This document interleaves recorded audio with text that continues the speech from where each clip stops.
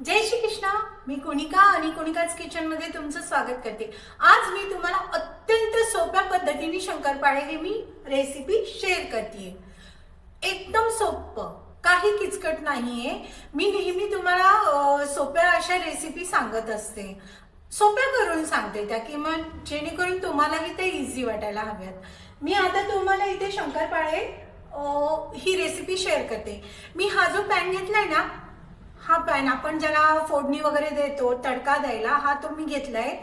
ह्याच्याच मापाने मी सर्व काही घेणार आहे। हा मला जरा इझी पडेल कारण की मला ह्याच्यामध्ये तूप पण गरम करायचं आहे, म्हणून मी हा घेतलाय आणि मी याच मापाने सर्व घेणार। मी या मापाने मैदा घेतेय। एक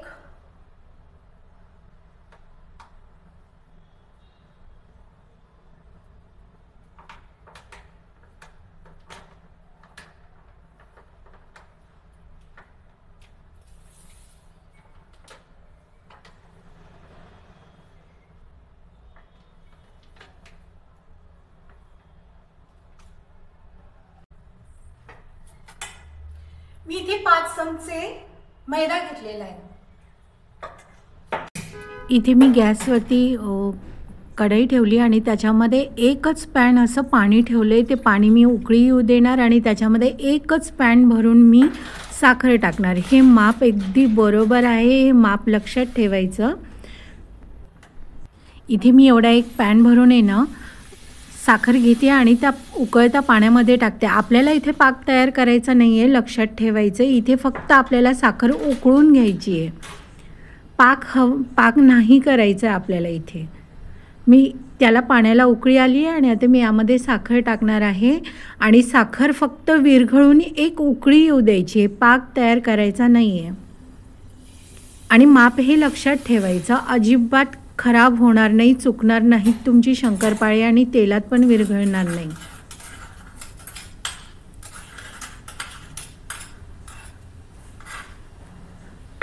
पाण्याला उकळी आली ना का ती साखर विरघळली का आपण गॅस बंद करणार आणि मग मी ते मैद्यामध्ये मिक्स करणार आहे।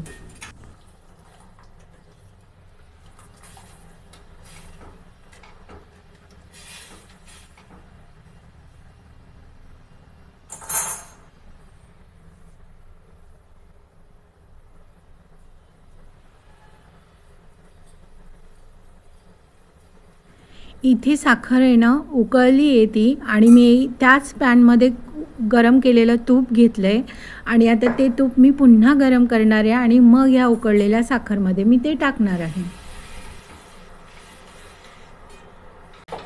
इथे साखरेला छान अशी उकळी आलेली आहे आणि आता मी हे तूप आहे ना गरम करायला ठेवते।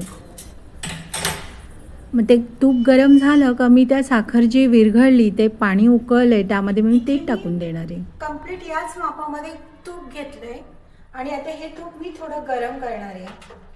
म्हणजे मी आधीच गरम करून घेतलंय, पुन्हा मी हे तूप गरम करणार आहे। ते गरम झालं की या साखरेचा जो आपण हे केलाय, पाणी केलंय साखरेचं, याच्यामध्ये हे तूप आपल्याला टाकायचंय।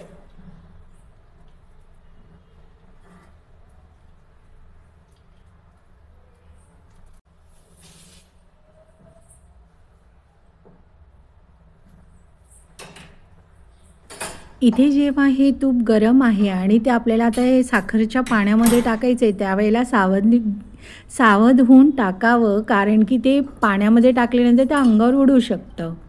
त्याच्यामुळे जरा सावध असूनच ते तूप त्या पाण्यामध्ये टाकायचं। म्हणून मी जरा लांबून हे तूप यामध्ये पाण्यात टाकलं आहे आणि आता ते छान मिक्स करणार आहे आणि गरमच असताना मी ते मैद्यामध्ये मिक्स करते आणि एकदम असं टाकायचं नाही आहे, थोडं टाकतच ते मैद्यामध्ये टाकून आपल्याला मैदा मळून घ्यायचा आहे।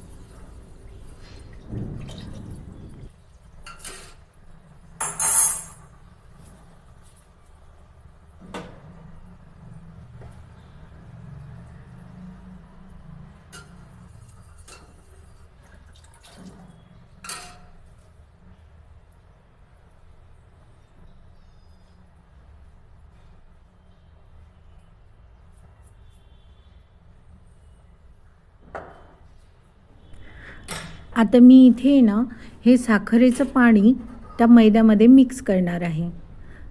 अगदी असं जास्त टाकायचं नाही एकाच वेळेला, थोडं थोडं टाकायचं, छान असं मिक्स करायचं, मळायचं ते. एकदम टाकलं तर ते खूपच पातळ होणार. जसं लागेल तसं ते आपल्याला टाकायचं आहे. आणि तेलामध्ये शंकरपाळे अजिबात विरघळत नाहीत.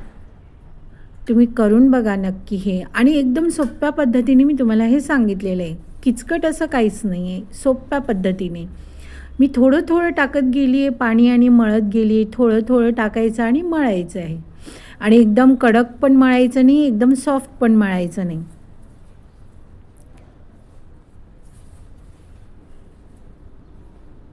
गरम होतं ते पाणी, चटके लागतात हाताला, पण एकदम ते त्याच वेळेला करायचं आपल्याला.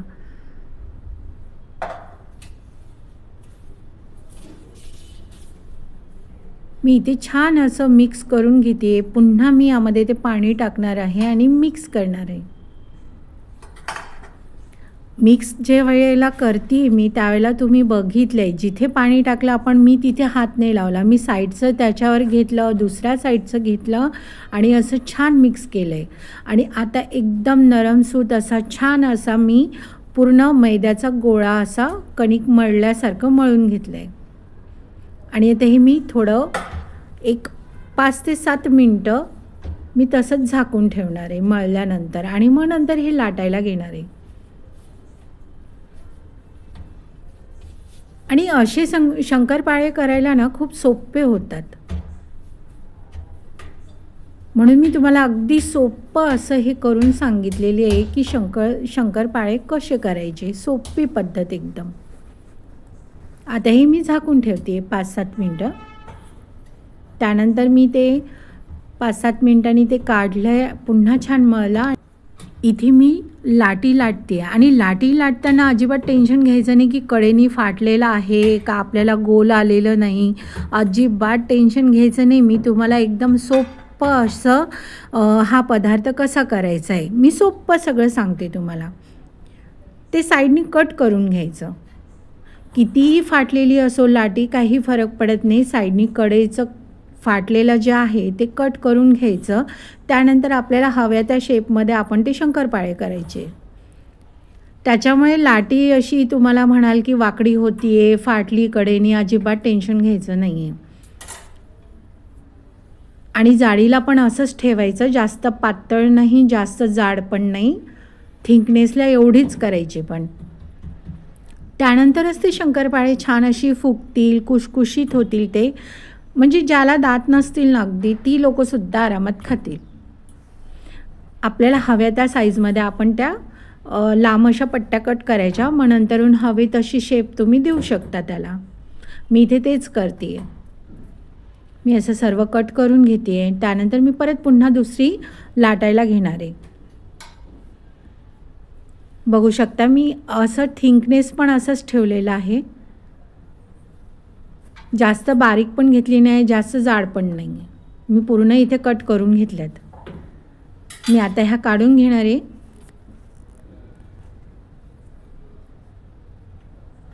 त्यानंतर मी लगेच दुसरी लाटी घेऊन ती लाटायला घेणार आहे.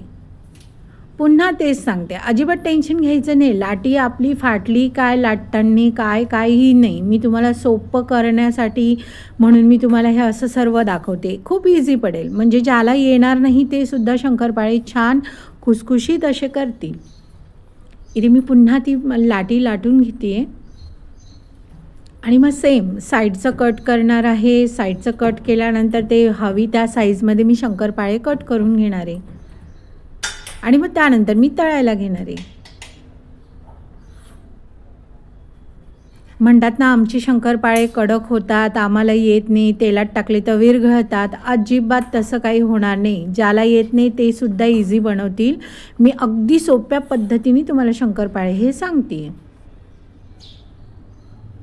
मी ते सर्व कट करून घेतले. आता मी त्याच्या लाटे बारीक अशा पट्ट्या करणार आणि हवे त्या शेपमध्ये मी ते कट करणार शंकरपाळे. आणि त्यानंतर मी आता लगेच तळायला घेणार.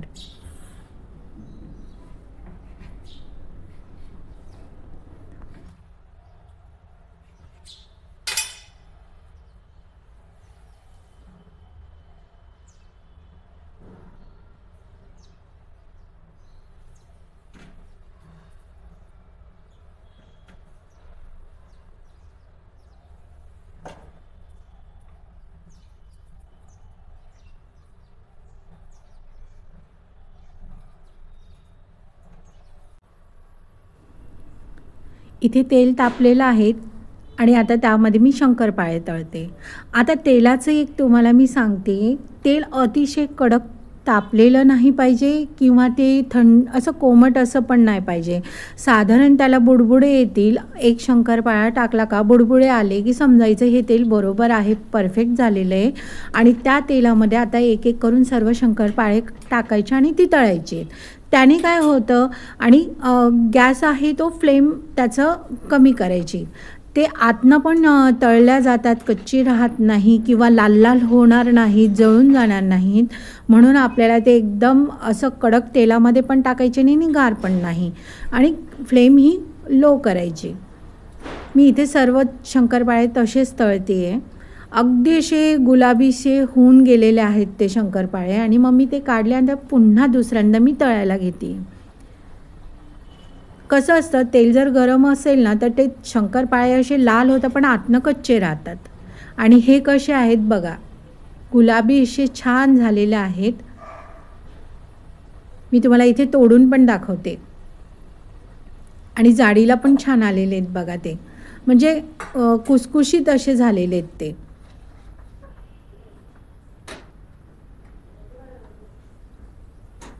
अजिबात घाई करायची नाही तळताना. आपण लाटताना घाई केलेली नाही आहे, पण तळताना अजिबात हे नाही करायची घाई. इथे तळताना पण नाही ना एक एक टाकायचे, अगदी सगळे धरायचे ना टाकायचे तेलामध्ये, असं करायचं नाही. काय होतं ना मग ते तेलामध्ये आपल्याला सेपरेट करताना गुलाबी होऊ शकतात छान असे. आता बघा आणि चिटकून पण तोडून, त्यामुळे टाकताना एक एक टाकायचे आणि छान त्याला हलवत राहायचं. छान तळला गेली आहे आणि वरचं जळाले पण नाही आहेत आणि फ्लेम पण छान आलाय ठेवायचा.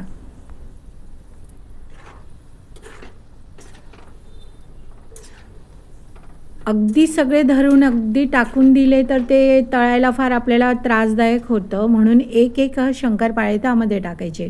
किती सुंदर कलर आलाय बघा. मी इथं सर्व अशा पद्धतीने तळून घेते.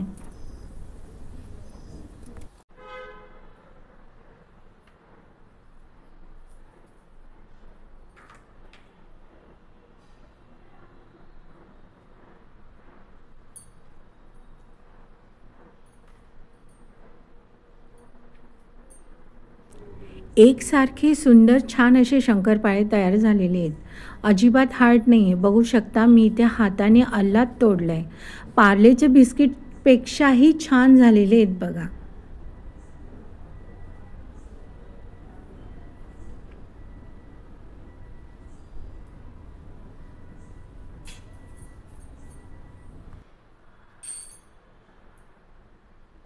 अशा सोप्या पद्धतीने मी तुम्हाला शंकरपाळ्याची रेसिपी शेअर केलेली आहे आणि तुम्ही नक्की करून बघा. खूप सोपे आहेत करायला.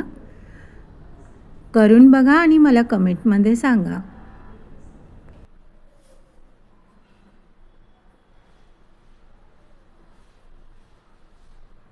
खुसखुशीत असे शंकरपाळे तयार आहेत. अगदी म्हणजे ज्याला दात नसेल ना ती सुद्धा खाऊ शकतात.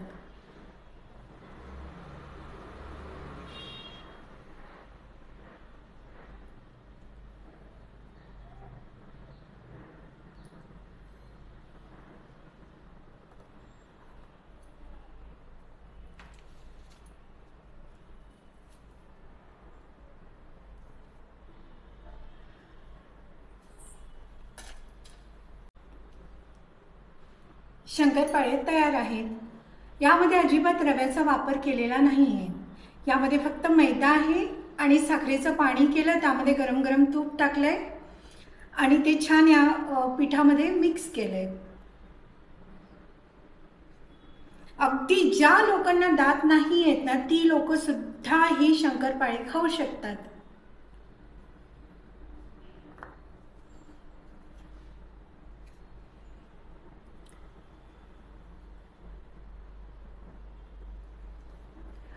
तुम्हाला जर ही माझी रेसिपी आवडली तर नक्की शेअर करा, लाईक करा आणि सबस्क्राईब करा.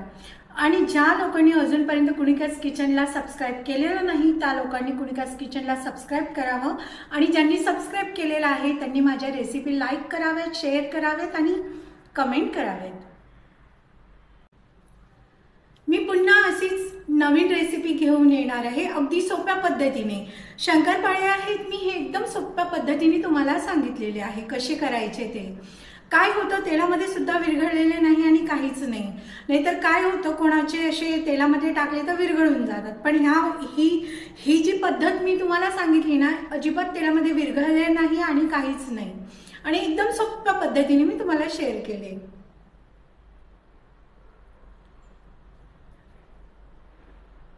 कुणिकाच किचनला लाईक करा, सबस्क्राईब करा आणि शेअर करा.